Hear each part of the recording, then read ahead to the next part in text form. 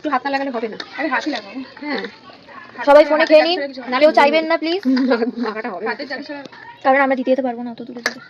কত হবেও না। আমার বেশি আমাদের এখানে মেম্বার অনেক। সবাই এটা দেখে খেয়ে নিন, পেটটা ভরিয়ে নিন। বাবা আমারই জিভে জল চলে আসছে। নে পিউ ওখান থেকে নিয়ে একটু খাও, অসুবিধা কিছু না না। না আরে খাও না, বলছে খাও। নিয়ে বলছে আমাদের মুখে টুকে দিয়ে দিত। সত্যি দেওয়া হবে না, যদি তোকে ফোন দিয়ে আটকে দেওয়া হয়েছে। এটা শুটা কেটে দেবো। বাচ্চাগুলো মন করে রে। হ্যাঁ খাও। দেখুন এটা তেঁতুল দেওয়া হলো, বুঝতে পারছি আপনাদের আচ্ছা হালকা হালকা সুগারটা, কিন্তু কিছু করার নেই। এবার আসল তরকা মশলা দাও দাও একটু দাও। দেবো, পুরোটাই দিয়ে দেবো। দাঁড়া এই গন্ধটাই এই মশলার গন্ধটাই হচ্ছে আসলে। খা খা।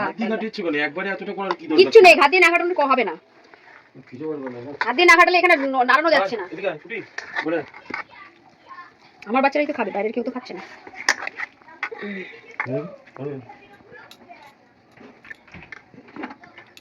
একটু কেউটা চটকাও।